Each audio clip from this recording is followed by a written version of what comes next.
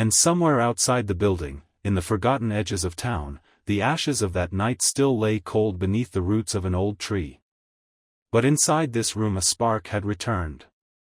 By the fourth morning, it was no longer a question of where he slept. It was understood. The staff had stopped asking. No one moved him anymore. No one guided him back to the kennel. At night, he returned to her side on his own, curling beneath the crib like he had done it for years. And in a way, he had. Not here. Not in this place with the linoleum floors and the humming lights. But in a different room. With wallpaper peeled at the corners and toys stacked in plastic bins, and the sound of lullabies coming softly from a dusty speaker in the corner. He had kept vigil there too.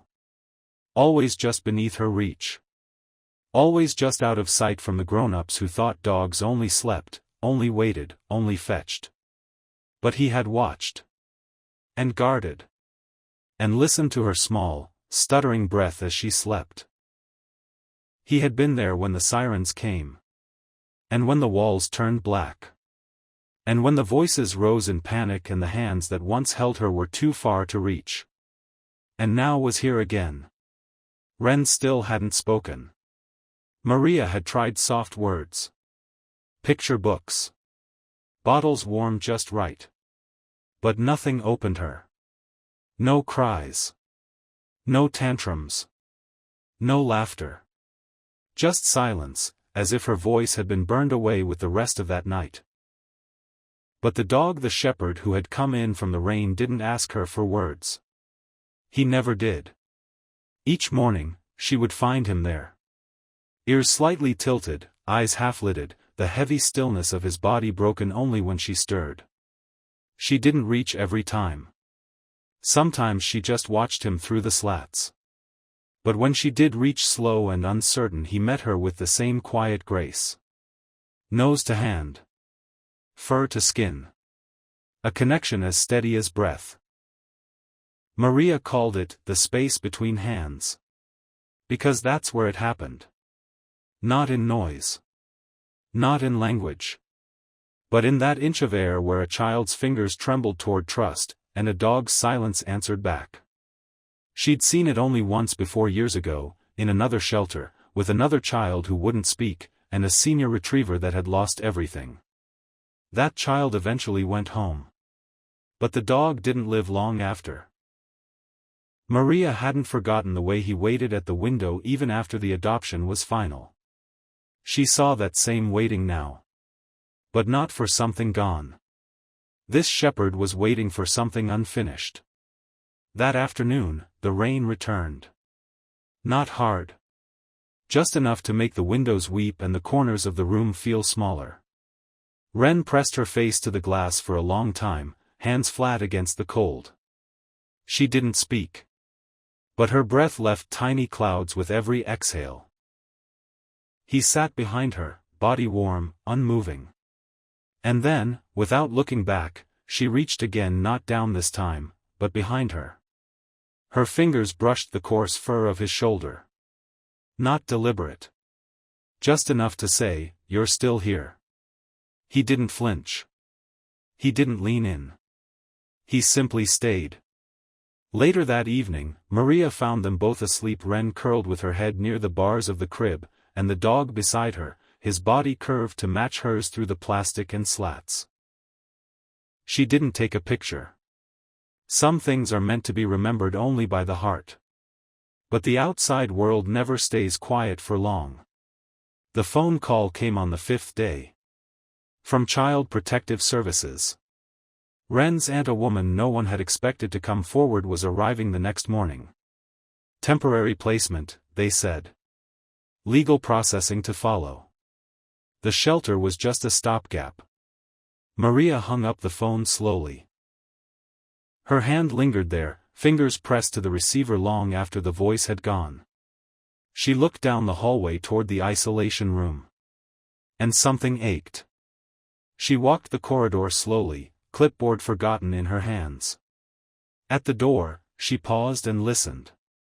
No crying. No rustling. Just that steady breath. She opened the door quietly. Wren was asleep again, arms tucked close, a small cloth rabbit beneath her chin. The dog was beside her crib, as always, eyes closed. But they opened as soon as Maria stepped inside. She crouched. Not too close. She didn't speak. And in that silence, his eyes held a question she didn't know how to answer. How do you tell someone without words that everything might be pulled apart again? That after all this waiting, the world still takes what it wants. That night, the dream returned to him. But it wasn't a dream, not anymore. It was a memory rising from ash. He remembered the crash, the sound of glass shattering. The walls breathing smoke. The crib against the far wall, flames licking the corner. He had been outside the room when it started. Scratching. Barking. The front door was locked. No one heard. Until someone screamed. He remembered the window breaking.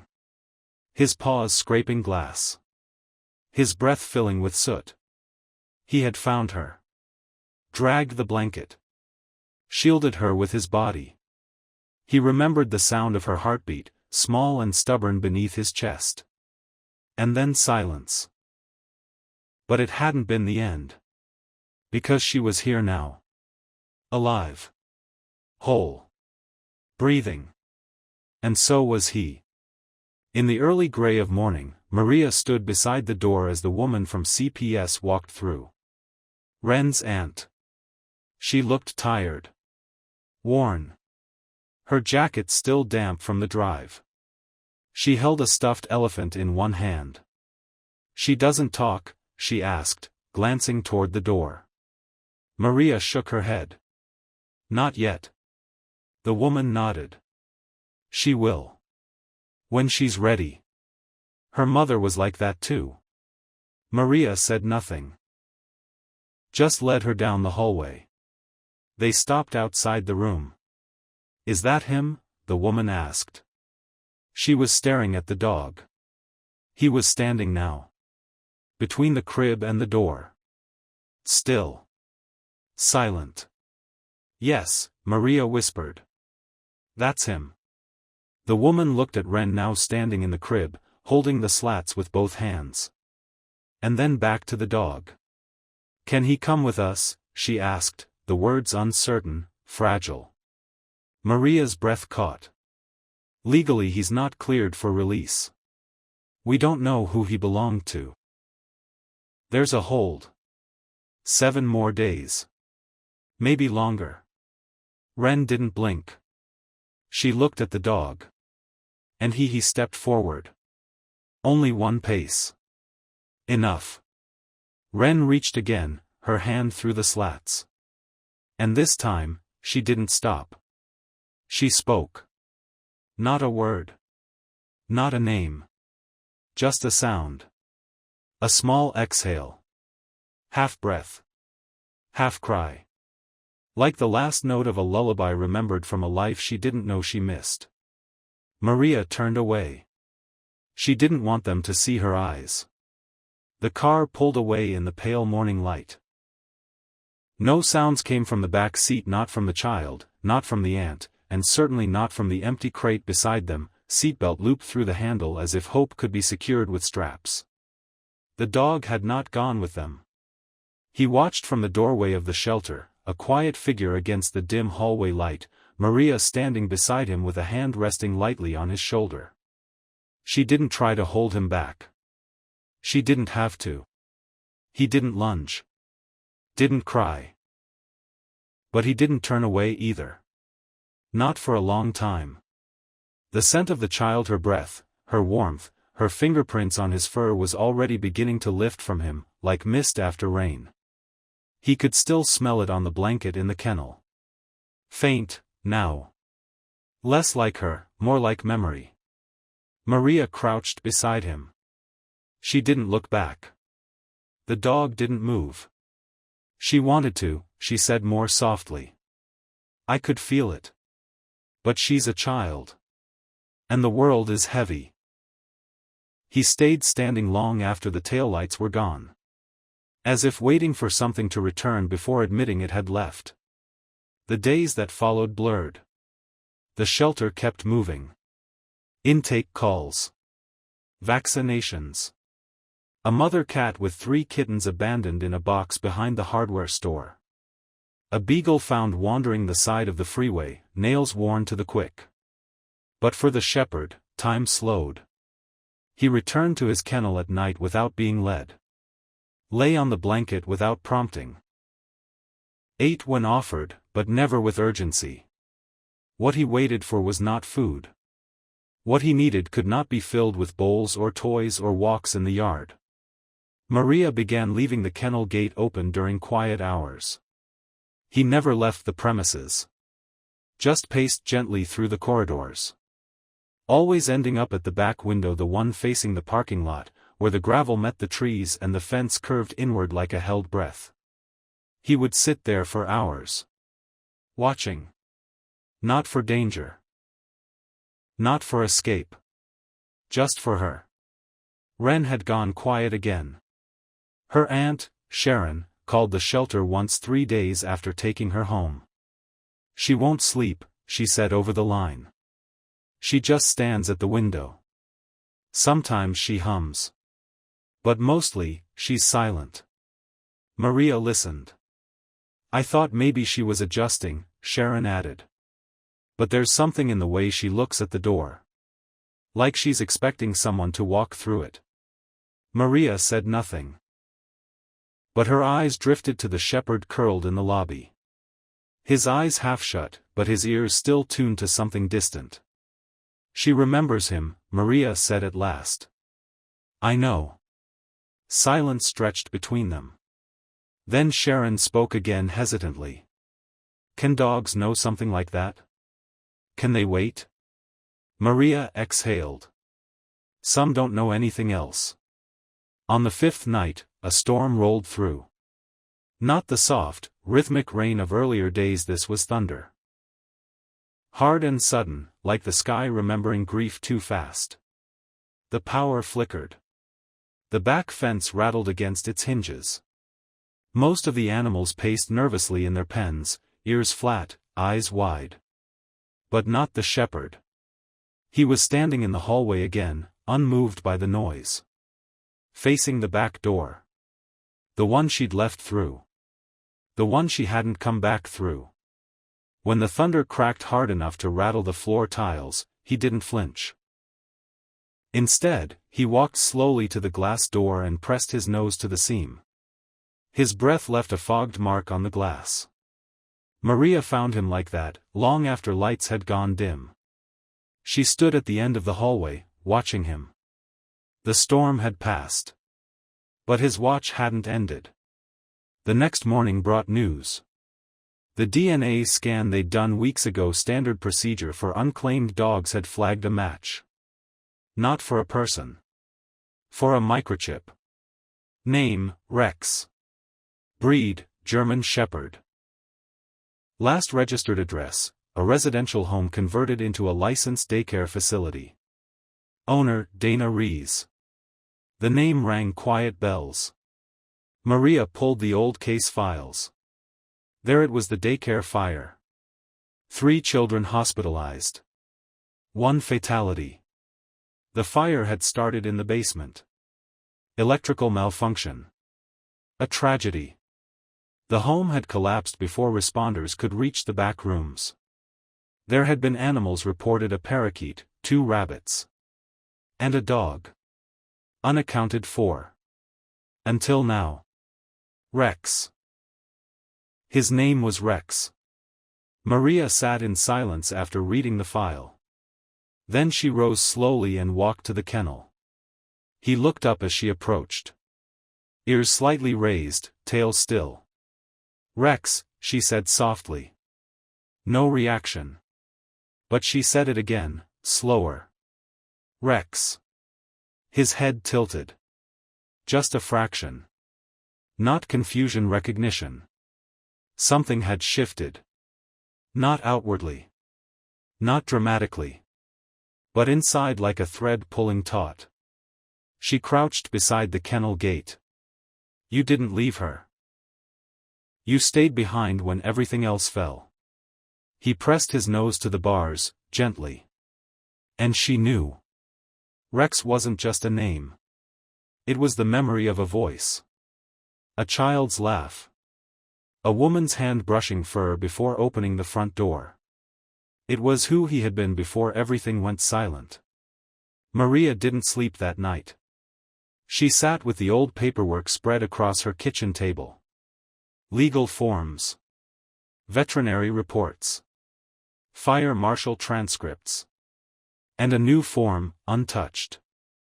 Printed just hours earlier. Request for legal transfer of custody companion animal. She stared at it for a long time. The next morning, she called Sharon again. Would you be willing to bring Wren by? She asked. Sharon was hesitant. She hasn't been sleeping well. She's distant. She doesn't want toys, doesn't ask for anything. I know, Maria said. Just a visit. Will it help? I don't know. But I think she deserves the choice. They arrived in the late afternoon. Light rain on the windshield. Wren was tucked against Sharon's side, her small face blank, eyes half-lidded as they stepped into the shelter. The moment they entered, Rex stood up. Not rushed. Not startled. Certain. He walked toward them with deliberate steps. Not too fast. Not too slow. His tail did not wag. His mouth did not open. But his ears rose. Wren saw him. She didn't cry out. She didn't smile. But her body leaned forward. And her hand so small, so quiet reached again. That same motion. That same breathless trust. The space between them closed. And when Rex laid his head against her side, she exhaled a breath she'd been holding for weeks. Sharon crouched beside her, hand on her niece's back, tears on her cheeks. She hasn't done that for anyone, she whispered. Maria watched from the doorway. They found each other in fire, she said softly. And they kept finding each other in the silence. They didn't leave the shelter right away.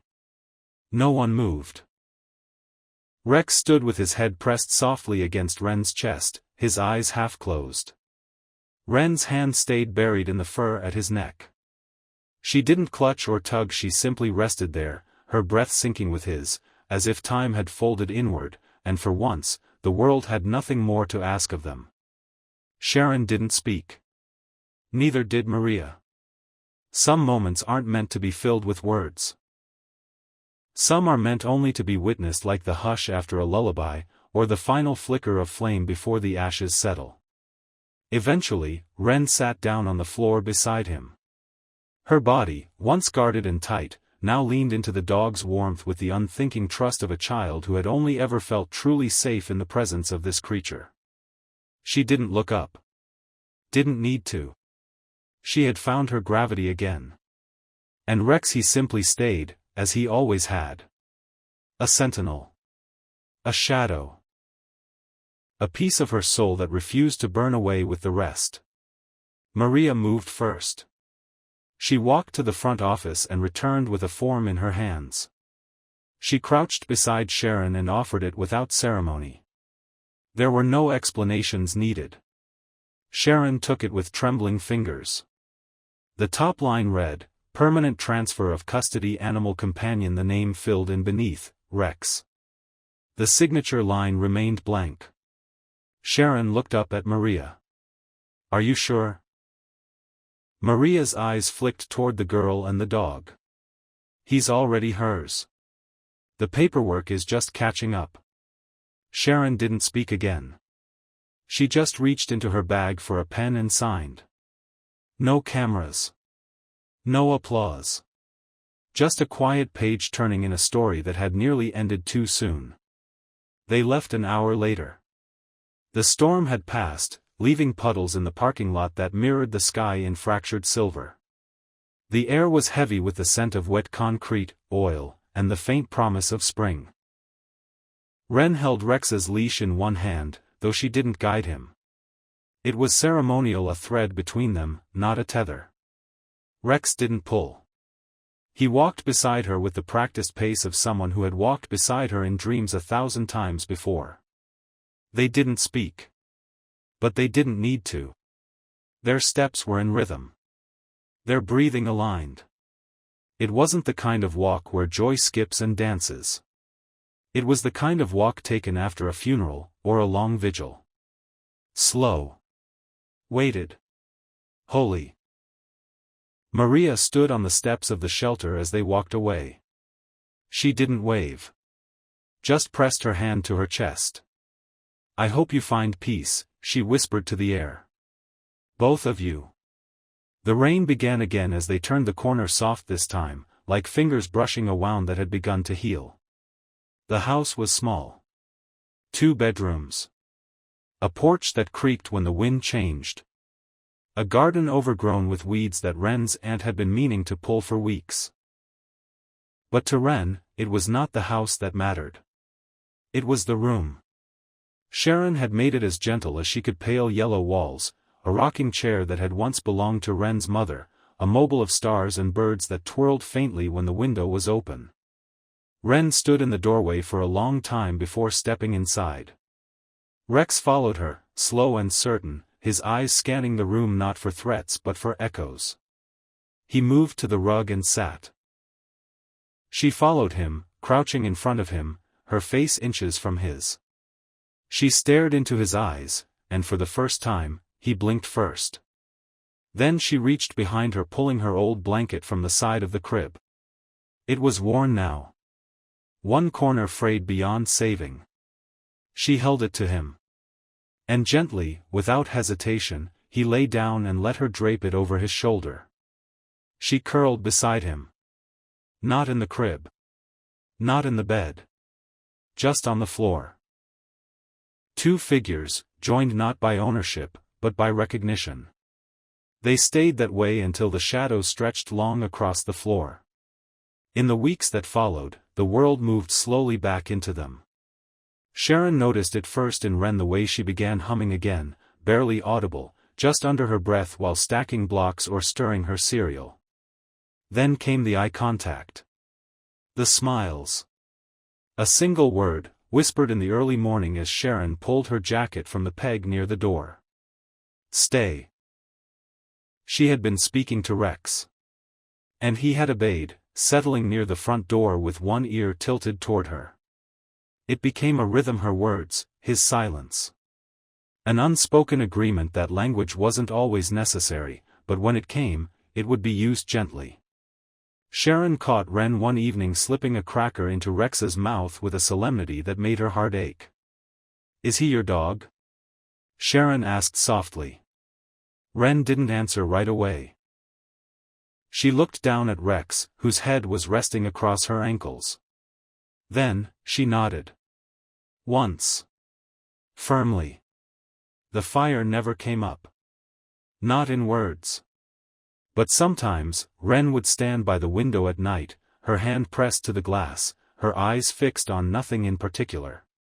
Rex would join her, sitting just behind her, his reflection twinned to hers.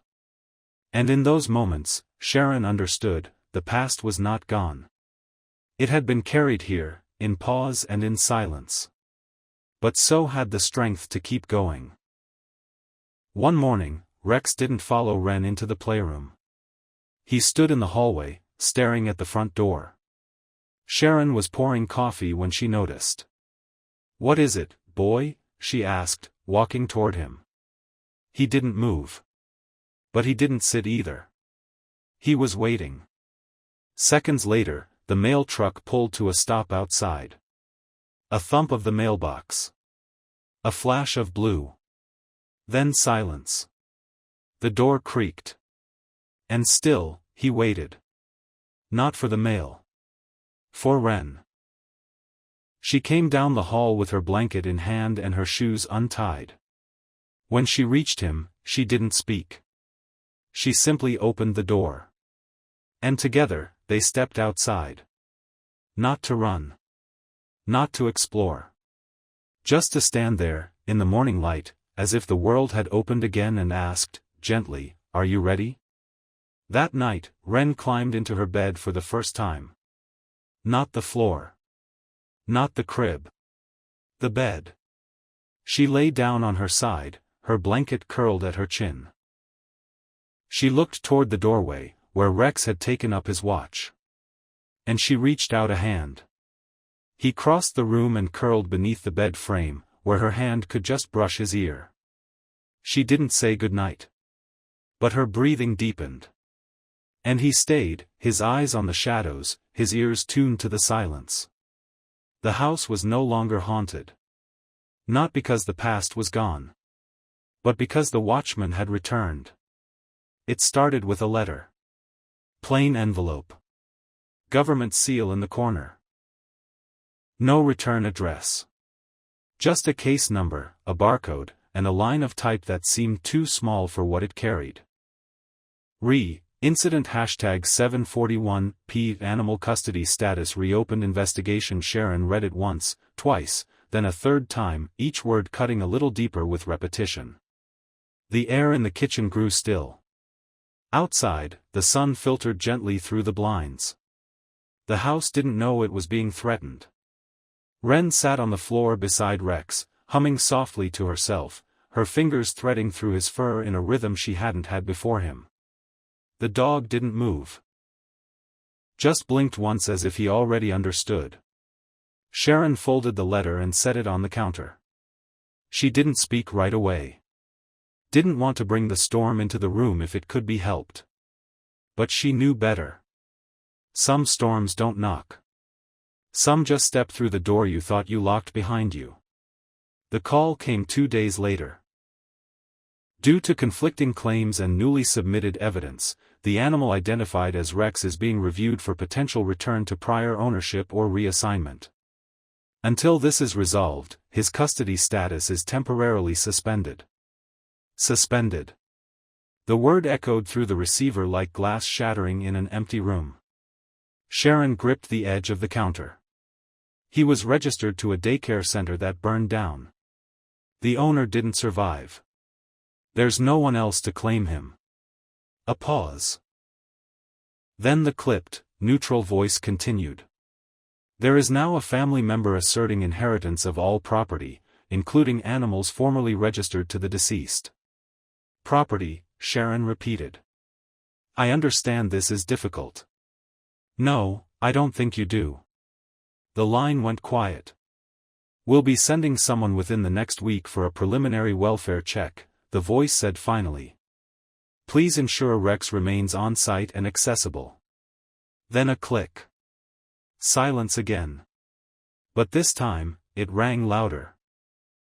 That night, she didn't tell Wren.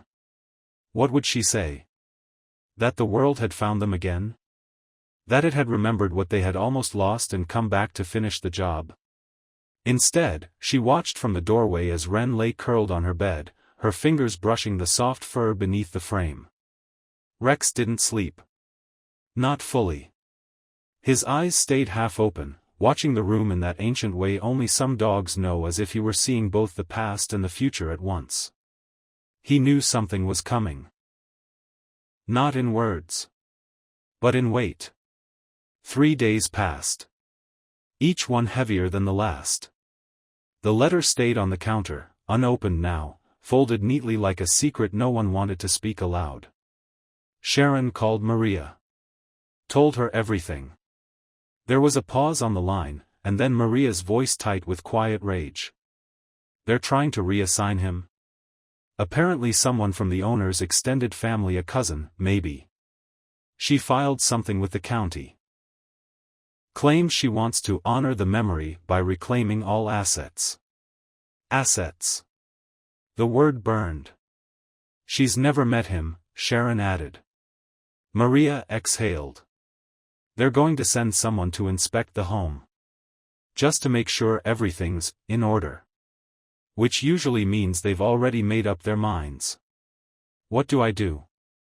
Maria didn't answer right away. You stay calm. You tell the truth. And you don't let them see how scared you are. The knock came on a Thursday morning. 2 people. One in a state jacket, clipboard in hand. The other with a badge and a soft smile that didn't reach her eyes. "We're here about the German Shepherd." Wren was sitting on the porch with Rex, her tiny fingers wrapped gently around his ear, her body leaning against him like she had been carved from the same breath. The woman in the jacket crouched, just enough to be on Wren's level. "Hey there, sweetheart. This your dog?" Wren didn't answer. She looked at the woman. Then at Rex. Then stood, quietly, stepping in front of him. The woman rose. "He seems well cared for," she noted to Sharon, her tone unreadable. "He is." "And the child? No signs of trauma related to the fire?" "She doesn't talk much. But she sleeps now." That didn't happen before him. The clipboard rustled. A signature line. A space for notes. The second official, a man who hadn't spoken yet, finally did. "Is the animal chipped?" "Yes," Sharon said. He nodded. "And originally registered under a deceased individual?" Sharon braced herself. "Yes. But that was a daycare. He's not equipment. He's not property. He saved her life." Wren was still watching. Her hand now rested on Rex's shoulder. And the dog, unmoving, alert, didn't blink. "He was found protecting her," Sharon added. "He didn't run when the house collapsed. He stayed." The clipboard woman softened, just barely. "The form submitted claims he was intended to be part of a future breeding program. That he was worth money. That the fire interrupted that, but his value remains." Sharon's jaw tensed. "He's not a commodity." "I agree," the woman said quietly. But the man beside her didn't speak. He just noted something on the pad. "We'll need to review the paperwork. Confirm the family's legal standing. What happens to him in the meantime?" "He stays here. But he cannot be transferred, sold, or moved until the case is closed." Sharon watched them walk back to their car. She didn't cry until she closed the door. That night, Wren didn't sleep. She sat by the window, her blanket wrapped around her shoulders, Rex beside her. They both stared into the dark as if the answer might rise from the horizon if they were patient enough.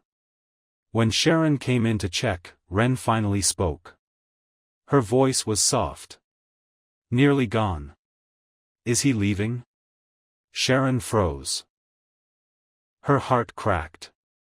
"No," she whispered, kneeling beside her. "No, honey.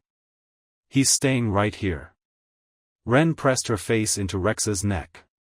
And for the first time in weeks, she cried. Not with screams. Not with sobs. Just long, silent tears that soaked the fur she had clung to through fire and fear. Rex didn't move. Didn't shift. But his tail, barely visible in the dark, thumped once. And Sharon realized he wasn't waiting to be saved. He was waiting to see what Wren would become if he stayed. The mornings came slower after the letter. Each one felt borrowed, a fragile stretch of time held together by denial, by routine, by hope not yet broken. Wren still slept with her hand resting in Rex's fur. The blanket still pooled around her shoulders. But her silences had deepened. Not the empty kind, the listening kind. The kind that waits for footsteps it fears are coming. Rex never left her side. Not in the hallways. Not on the porch. Not even in sleep. He had become more than presence. He was promise. Sharon watched them from the doorway, coffee cooling in her hand, the letter refolded and unfolded so many times it no longer creased correctly. It sat beside the sink, unread again. The words hadn't changed, but the weight of them did. Pending transfer of custody. 7 days. Someone she had never met. A cousin of the woman who once ran a daycare and called this dog Asset. A person who hadn't stepped into a shelter or asked what Rex meant to a girl who had almost died in the dark. But paper had power. And time was running out. That afternoon, Maria came to visit. She pulled up the gravel driveway with her car covered in early spring pollen, the windows down, a box in the passenger seat. Sharon met her at the door, surprised. "I thought you weren't supposed to come off hours." Maria offered a tired smile. "I'm not here officially." She stepped inside, set the box down. "Records," she said. "And something else." Sharon opened the flaps carefully. Inside were clippings. Case notes. A copy of Rex's intake form. Vet reports. The original chip registry. Photos ones Maria must have printed herself from the shelter's camera, Wren's small hand reaching through the crib slats, Rex curled beneath her. Sharon touched one photo with the tip of her finger. "He's hers," she whispered. Maria nodded. "But they won't care." "Not in the way we care. You know that, right?" Sharon did. "What mattered in court wasn't the truth you felt. It was the truth you could prove. Ownership. Paperwork. Registrations. Deadlines. Love had no checkbox." Later, after Maria left, Sharon sat outside on the porch with the box in her lap and the weight of a decision she hadn't yet made sitting heavier than the air. The sun was beginning to set. That soft, golden hour that makes everything look like it belongs, even things the world tries to take away. Wren sat beside Rex on the grass, stacking stones into uneven towers. Not talking. Just creating. Building something because she still could. And Rex watched her like he always did, not as a guard, but as something older than protection. As something sacred. Sharon closed the box slowly. Then she picked up the phone. The lawyer's office was small, quiet, filled with overstuffed bookshelves and the smell of paper that had been aging in folders for decades. He listened as Sharon explained everything. The fire. The shelter. The match on the chip. The letter. The child. The dog. When she finished, he sat back, arms crossed gently over a legal pad. "You're not fighting a person," he said. "You're fighting a system that mistakes ownership for care." "I'm not trying to win," Sharon said. "I'm trying to keep a child whole." He looked down, tapped the pen twice against the page. "You don't have a birth certificate connecting them." "I know." "No will stating the dog was to go to Wren." "No, do you have any documentation proving he rescued her?" "A fire report." "No mention of him by name." Silence stretched. "Then it comes down to this," he said finally. "You have to prove that removing him would cause her harm." "It would." "Then we need witnesses. Photos. Medical testimony, if you can get it." He hesitated. "And someone willing to speak for the dog. To say he's not property. That he's something else." Sharon's voice was quiet. "He already said that." Every night, in silence. The lawyer nodded once. Slowly. "I believe you," he said. "Let's make them believe you too."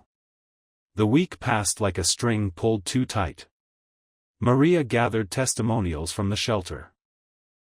One of the volunteers wrote a statement by hand, saying she'd never seen a dog sit so still beside a crib like it was his own heartbeat he was protecting. Wren's pediatrician submitted a quiet but firm note, marked emotional stabilization observed after consistent interaction with Rex. Recommend no disruption of bond unless absolutely necessary. Even Wren's social worker, reluctant at first, agreed to draft a letter. Regression in emotional expression likely if primary emotional anchor is removed. Still, Sharon didn't sleep.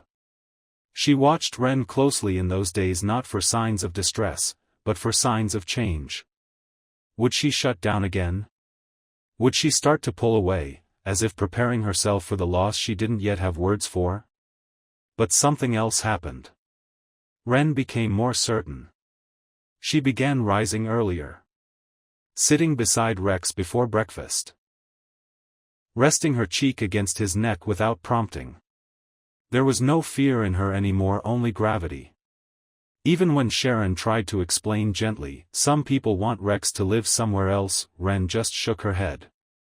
"No," she said softly. "And then, he's home." The hearing was scheduled for the end of the month. But on the last day of the deadline, another letter arrived. Hand-delivered. County seal. Sharon opened it on the porch, her fingers stiff with dread. She read it once. Then again. Then sat down hard on the step. Notice of withdrawal of custody claim, no explanation. Just a single line, all claims relinquished by petitioner. Transfer of ownership approved. She didn't cry. Not right away. Instead, she called Wren to her side. The girl came quietly, barefoot on the wood, the sunset lighting her hair in pale flame. Sharon held the letter in her lap. Wren didn't ask what it said. She didn't need to. Instead, she knelt beside Rex, who had already moved close, already sensed what had changed. And she whispered, "You can stay." She said it 3 times. And each time, her voice grew stronger. That night, for the first time since the fire, Wren fell asleep without her hand on Rex. She didn't need to reach out to make sure he was there. She already knew. He was asleep at the foot of her bed, breathing deep and steady, his body curved toward hers like a comma at the end of a sentence that wasn't finished yet. And in the dark, Sharon stood at the door, holding the signed custody transfer form in her hand. The ink still wet. The signature hers. But the story belonged to them. Spring arrived slowly that year. Not in the bursting, vibrant way it sometimes did, not with sudden wildflowers or warm winds tearing through the hills. This spring crept in gently, unfolding itself like a letter that had been too long in the rain. The trees budded in silence. The birds returned one by one. And in the small house with the peeling porch and the chipped blue paint on the window frames, time began to move forward again. Rex lay stretched out in the sun by the front door most mornings, his eyes half shut, his ears tuned to the rustling sounds of small things, wind through grass, Wren's footsteps padding across the floor, the creak of Sharon's chair as she settled by the window with her coffee. He was still a quiet dog. Always had been. But there was something different now. In the stillness he carried something lighter. It was no longer the silence of grief. It was the silence of someone who had done his job, and could finally rest. Wren's laughter came back slowly. At first, it was only a breath, the kind that escapes by accident when something feels unexpectedly soft or safe. Then it came again like sunlight after a long fog when she ran barefoot through the backyard, her arms outstretched as if remembering what it felt like to be unafraid. Rex followed, his gait steady and slow, not chasing her, not leading her. Just with her. Always just with her. They didn't need toys. They didn't need games. Their play was something simpler, a quiet joy in being seen. Wren's voice, when it returned fully, did not come back with questions or demands. It came back with stories, soft-spoken, half-formed memories she told only to him. She would lie on the rug beside him in the evenings, one hand stroking the fur behind his ears, and speak in murmurs only the walls could hear. "Do you remember the fire?" she asked once. Rex didn't move. But his tail shifted slightly. A single sweep against the floorboards. "I do," she said. It was loud. She paused. "You barked." "They didn't hear." "But I did." She touched the collar around his neck.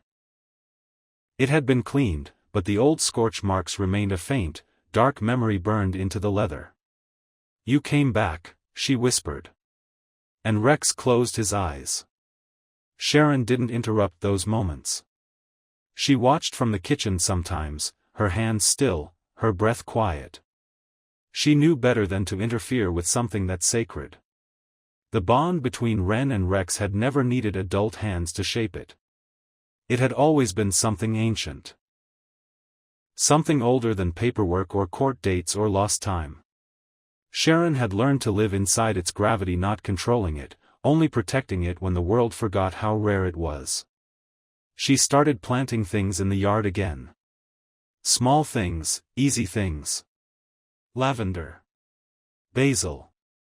A vine that might become flowers if the frost held off. And every evening, she would stand on the porch with a glass of tea and watch them. Wren and Rex. Two shapes moving together through the low light, their shadows stretching long across the grass. And for the first time in a very long time, Sharon didn't feel like she was holding her breath. One evening in early May, a neighbor stopped by.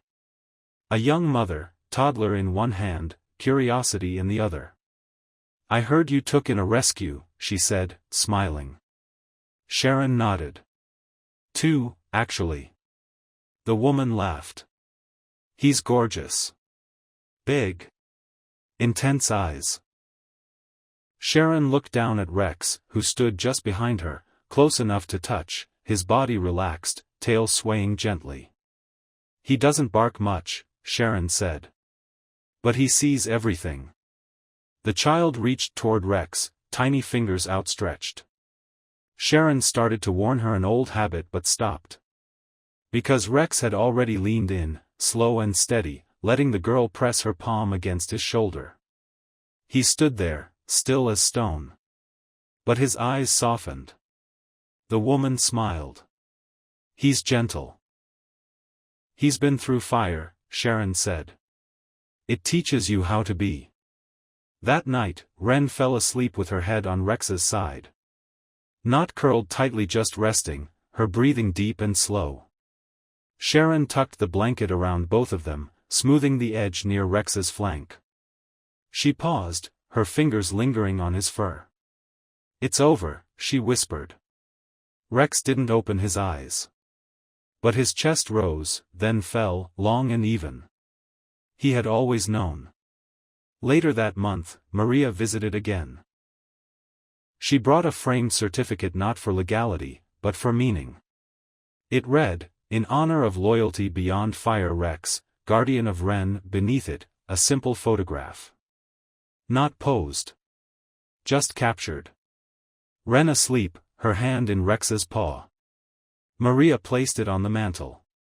Sharon watched her do it, her eyes misted. "I've seen a lot of bonds," Maria said. "But this was different." Sharon nodded. "It saved both of them." Maria looked toward the rug, where Rex lay beside Wren's dollhouse, watching the light shift across the room. "He looks younger now." Sharon smiled. "He is." Summer crept in like forgiveness. The house warmed in the mornings. The nights softened. The windows stayed open. Wren took to sleeping with the stars, her bed pushed beside the window, the curtain tied back. Rex always curled nearby, his ears twitching toward every sound the night made. They no longer flinched at distant sirens.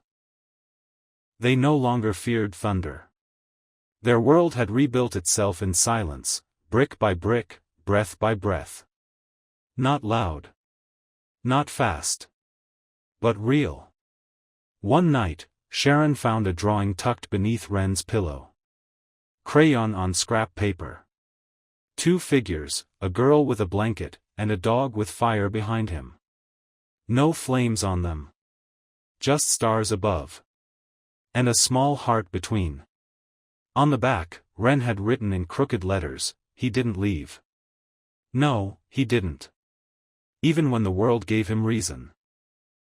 Even when the fire took his name, and the cold tried to take the rest. He stayed. Because that's what some hearts are made to do. Not bark. Not run. Just stay. Through smoke. Through silence. Through every breath that follows the worst night of your life. And in the quiet after, when the child sleeps and the house is whole again, he stays still. A shape at the edge of the bed. A guardian in the shadow. A whisper at the end of the story. Fade to black. They found him under the swing set, motionless in the rain. A dark shape pressed into the muddy earth, his fur slicked to his bones, one paw curled under a splintered collar. The baby's blanket lay beside him, soaked and torn, but not abandoned. This story isn't about what we lost, it's about what stayed. It's about what refuses to leave, even when everything else does. This one will stay with you. Like the quiet ones always do. Like, share, and tell us where in the world are you watching from today? The rain and the blanket. The rain had been falling for hours. Not a thunderstorm, just that slow, steady kind that sinks into everything. Into the rusting chain-link fences, the moss-colored sidewalk cracks, the corners of forgotten places where children once played and dogs once ran. He was still beneath the swing set when they found him. No growl. No bark. Not even a flinch. Just the steady, even rhythm of his breath, like he was holding the world together with every inhale. The baby blanket next to him was faded blue. Tattered at the edges. The kind you don't buy, the kind passed down through tiny hands, slept with until the threads know your name. It had pawprints on it. And juice stains. And something darker, near the hem. The shelter worker didn't touch him right away. She crouched low, palm open, watching him breathe. He didn't lift his head. Just blinked once. Rain dripped off the tips of his ears like melted hours. Someone whispered from the doorway, "Is he guarding that?" No one answered. The baby wasn't there. But the scent was. Milk. Powder. Salted tears. And something else, something no one could name. They brought a towel. Not for him. For the blanket. When they finally coaxed him into the van, he didn't resist. But he didn't look away either. Eyes locked on the spot where the blanket had been. He had a name once. It would come later. Right now, he was just the dog who stayed behind. And when the door shut, and the engine rumbled to life, the baby's blanket was folded on the seat beside him. He lay down without a sound. And for the first time in a long time he closed his eyes. The kennel was too clean. Too quiet. He lay curled in the far corner, ribs rising slow beneath the threadbare towel someone had left for him. It wasn't the blanket, but it smelled of wool and hands that meant well. That was enough, for now. Rain tapped the roof in gentle pulses. It echoed in the empty bowls and along the cold metal slats of the gate. Somewhere down the row, another dog shifted in its sleep, nails clicking softly on concrete like an old typewriter remembering something. But he didn't move. Not even when they brought food. He had eaten, once. Back when mealtime meant something. Back when hands came with names and voices that rose and fell with emotion. But now food was just a sound, the soft plunk of kibble in a bowl. The metal scrape of stainless steel against floor. A sound without meaning. What he listened for was different. A footfall. A cry. The creak of old floorboards. Something smaller. Something closer. It had been a long time since he heard it. But still he listened. Every night. That second night, the shelter tech, a young woman named Maria, who spoke too softly even for humans, paused outside his gate longer than usual. She had the blanket in her hands again. Folded carefully. But this time, there was something else. A photo. A corner of it had been torn, and the ink had run from water damage, but the shape was still there. A child. Standing barefoot on a porch step. One hand outstretched. He didn't lift his head. But his ears twitched. Maria crouched, holding the photo just below the bars. "You were guarding her, weren't you?" she whispered. He didn't move. But deep behind his eyes, something trembled. That night, the dreams came back. Not in colors. Not in pictures.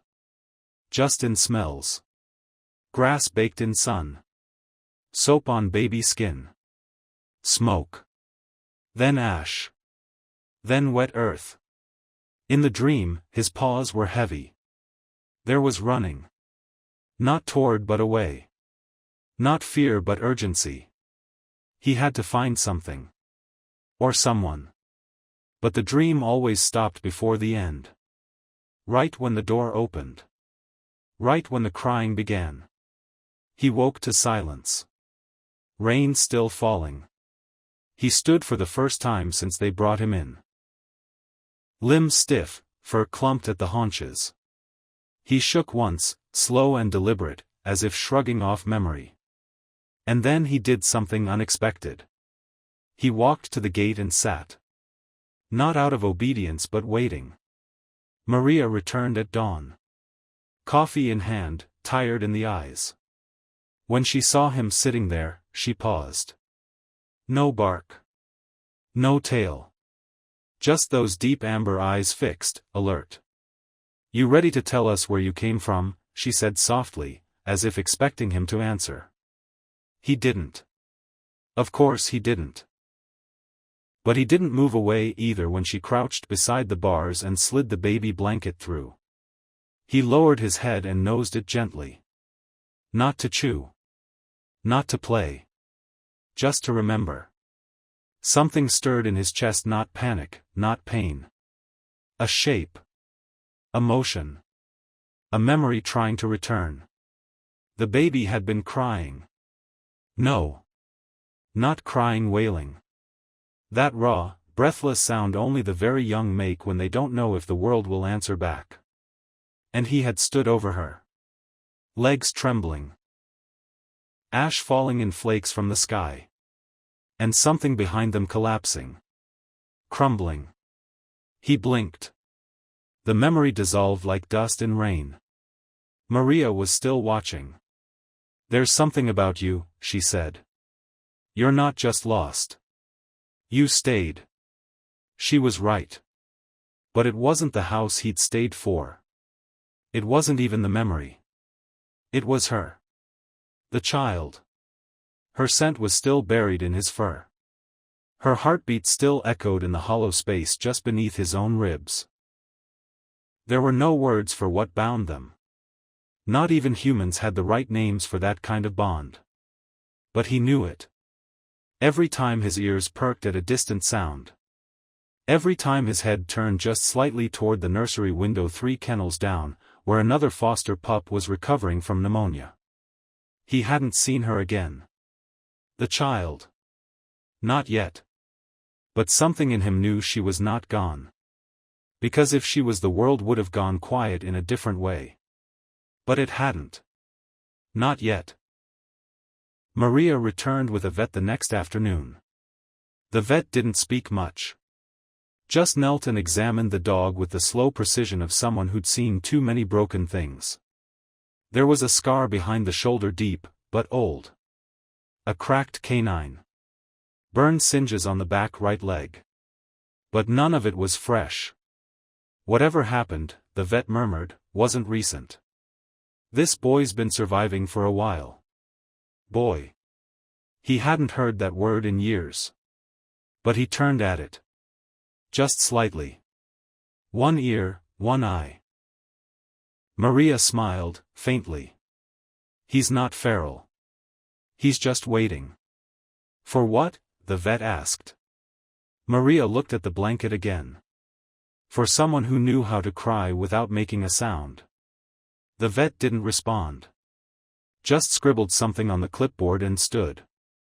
The kennel door was left open a little longer that day. Just wide enough for choice, not escape. He didn't step out. But he stood near it. That was enough. That night, when Maria checked on him, she found him lying with one paw resting on the blanket. Guarding it. Not possessively, reverently. As if it was still connected to something alive. She didn't say anything. Just left the lights low and the door ajar, and walked away. And that was when he finally moved. Not far. Just a few quiet steps toward the gate. He stood there, watching the hallway long after the footsteps faded. And from somewhere deep in his chest, not his throat, not his mouth, came a low sound. Not a bark.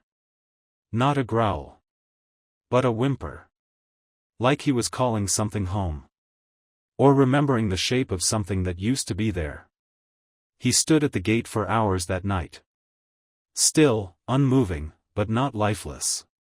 His eyes tracked every flicker of shadow along the hallway, every shift of distant scent, every echo of a footstep that wasn't hers. His breath came low and steady, barely fogging the air. It was the kind of silence not born of peace, but of grief, the kind that settles into the bones after something final has happened. And yet, something inside him refused finality. Because he hadn't seen her body. Hadn't heard the silence after the crying stopped. He still carried her scent like a vow. The blanket was tucked near the edge of the kennel, creased now by the weight of his paw and the slow drag of restless sleep. It no longer smelled like just fabric and milk. It smelled like him too, his pain, his loyalty, his refusal. Maria came in early the next morning, coffee in hand, a yawn still curled behind her lips. She paused at the door. He was sitting again. Not expectant, watchful. As if he knew the world might offer an answer if he held still long enough. He didn't touch the food, she muttered. But it wasn't refusal. Not hunger strike. Not trauma. It was waiting. For a different scent. For a different voice. For a pair of hands that smelled like powdered soap and honey cereal and warmth. "Hey, boy," she whispered, voice cautious, kind. "You remember something, don't you?" He didn't blink. Didn't wag his tail. But his eyes never left hers. Later that day, the rain stopped. Not all at once, it slowed gradually, like someone turning down the volume on a memory. The roof stopped dripping. The sky opened in patches, gray against paler gray. And for the first time since his arrival, a shaft of cold sunlight broke across the concrete outside his gate. He stepped into it. Slowly. One paw, then another. Maria watched from her desk and stilled her breath. He didn't run. Didn't sniff. Just stood there, letting the light touch his fur. The burned scars on his leg caught the sunlight in strange, silvered patches like old wounds learning how to glow. There was a breeze. Soft. Hesitant. Carrying with it the scent of the world outside the shelter. And suddenly it hit him. A flash. Not a memory, exactly. A sensation. Wood. Fire. Soot. Paint. Sweat. Vanilla lotion. And then milk again. His head turned sharply. Toward the open window. His ears twitched. His tail stiffened. And his body moved. Not with panic, with purpose. He crossed the kennel floor to the door where Maria had come in. Sniffed once. Then again. His entire frame tensed like a wire just before it snaps. Something familiar had passed through here. He followed the scent along the corridor, nosing the baseboards, the metal of the file cabinet, the cold rubber mat near the staff lockers. Maria followed him at a distance, not stopping him, just watching. A part of her wanted to reach out. The other part knew better. Because this wasn't wandering. This was memory, clawing its way to the surface through scent. And then he stopped. At the back exit. It wasn't just the cold air leaking through the bottom. It was something more precise. He lowered his head. His nose hovered over a scuff mark barely visible, but edged with something older. Something warm. Almost sweet. It smelled like her. She had been here. Recently? Maybe. But scent didn't carry time the way humans did. To him, she was either here or not. Present or vanished. He sat back slowly, letting the cold come to him. Maria spoke then, her voice quiet. The fire was 3 towns over. We heard about it. A daycare. He didn't flinch. They said it was a small building. One of those home-run places. The fire started at night. Faulty wiring. Everyone got out, almost everyone. Almost.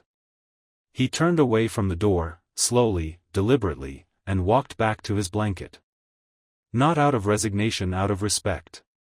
Like a soldier returning to post. He curled around it again. One paw tucked under. One eye open. That night, the dream returned. But this time, it came with a sound. A high-pitched, breathy cry, not distress, not panic. Just need. A baby's voice calling for something it couldn't name. And he had moved through the smoke. Eyes stinging. Paws blistering on the floorboards. The crib had been half collapsed, the stuffed bear charred at the ear. But she had been there, arms outstretched, face wet, but alive. She hadn't cried when he nudged her neck. She had reached. Small hands, weak fingers, grasping at his ear, his collar, his fur. He remembered the weight of her as he dragged the blanket across the floor. Remembered how she'd gone quiet when he barked at the window once, loud enough to splinter glass. He remembered the cold. The quiet that came after. And the distant thrum of sirens as he watched from the edge of the woods. But then darkness. He jolted awake. Breath quick. Chest hollow. The blanket beneath him was damp with his own heat. He stood, stretched slowly, and walked to the bars again. This time, he didn't wait. He whined. Low. Soft. Almost questioning. And from the far side of the shelter, behind walls and closed doors, a sound answered. It wasn't words. Not speech. Just a muffled, rhythmic thump. Maria had mentioned a child had been dropped off that morning. A toddler, temporarily surrendered after a family emergency. Just for a night, they said. Maybe 2. Quiet kid. Barely spoke. Wouldn't let anyone hold her. Wouldn't eat. But she had a blanket too. Not the same, but close. Pink, with frayed edges and one corner gnawed beyond repair. And now, in the hush of night, she was thumping her heel against the plastic crib, a gentle, steady rhythm like a heartbeat. He stood frozen, ears tilted toward the sound. His body motionless, but his soul surged forward toward the sound, the scent, the fragile gravity pulling him back into meaning. He did not bark. He did not pace. He waited. And somewhere down the corridor, the thumping stopped. And silence bloomed again, not empty this time, but expectant. The thumping had stopped. But the silence it left behind was not the kind that closes a door. It was the kind that holds its breath. He stood in place for a long time, ears perked toward the corridor. Not a muscle moved, except for the slow pulse along his ribs. The sound had been real.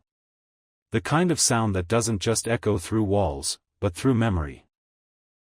Maria found him there when she returned to check on him for the night rounds. He didn't turn to look at her. His nose was still pointed toward the end of the hallway where the isolation room was. The one they used for infants. I heard it too, she whispered, crouching beside the kennel gate. The new girl, she won't sleep unless she hears a sound. We thought it might be a noise machine. But maybe, her voice drifted off.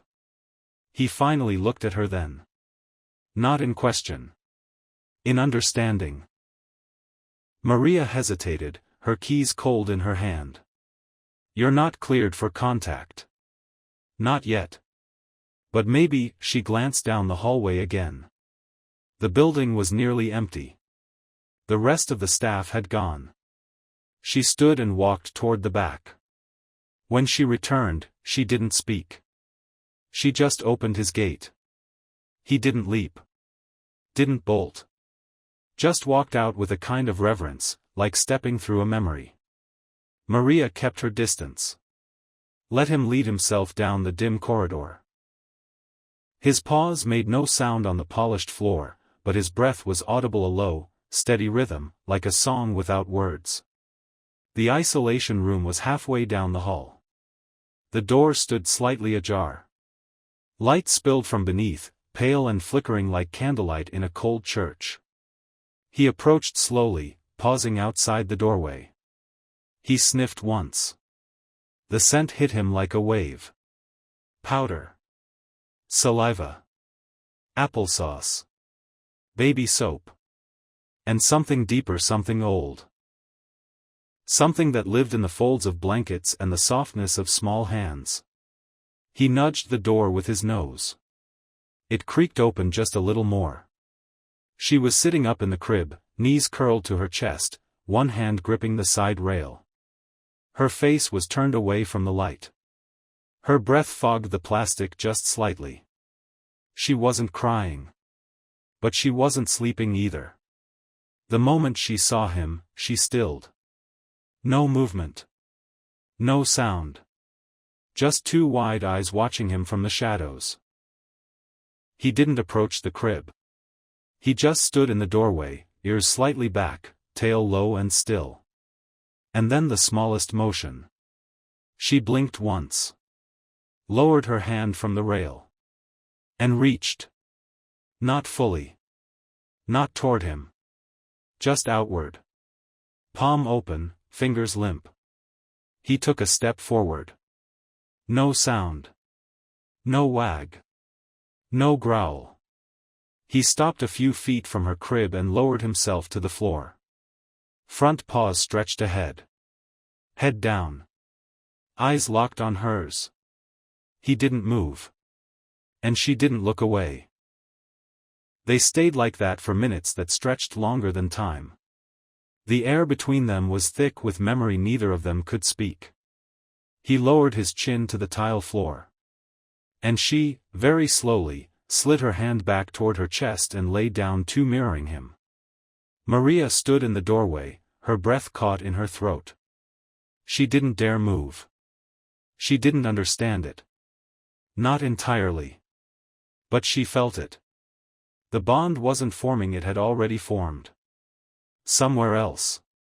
Sometime else. This was only its return. The girl they'd been calling her Wren made a small sound. Not a cry. Just a sigh, breath escaping as her body softened into the mattress. Her hand gripped the frayed edge of her pink blanket. The dog closed his eyes. The room exhaled. Later that night, Maria placed a second blanket on the floor beside the crib. She said nothing. Just unfolded it quietly and stepped away. He moved only after the door clicked softly behind her. He walked to the blanket and lay down. One paw stretched out. One ear tilted toward the crib. There were no dreams that night. Just breath shared in the stillness. The next morning, Maria returned early again. Sunlight cut through the window in long, slanted beams. Dust floated like memory in the light. Wren was still asleep, her hand clutched near her face, the pink blanket half off the mattress. And beside her, just beneath the crib, lay the German shepherd motionless except for the slow rise and fall of his breath. Maria didn't wake them. She just sat in the chair by the door and waited for the world to move again. When Wren finally stirred, her first motion wasn't toward the door or her bottle or the blanket. It was downward, a tiny hand pressing between the crib slats toward the floor. Her fingers brushed air. He opened his eyes at once. And moved just enough to let his nose rest beneath her palm. She didn't smile. Didn't coo. But her body relaxed again. And something inside him shifted, not memory, but meaning.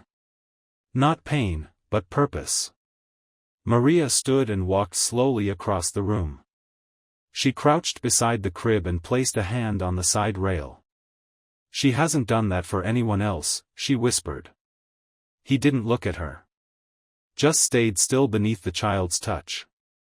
"She doesn't speak yet," Maria added. "Not even when she's upset. It's like she's been holding everything in. Since that night. That night. No one knew the full story. Not yet." But now two pieces had found each other again. And neither of them needed words to remember how it felt. Later, when the day grew louder, phones ringing, voices rising, people arriving, Maria gently coaxed the dog back into the hallway. Not because he was unwanted, but because too much noise might break the stillness they'd built. He followed her out without protest, but before she closed the door, he turned. Just once. Wren was standing again, one hand on the rail. Watching him leave. Not crying. Not calling.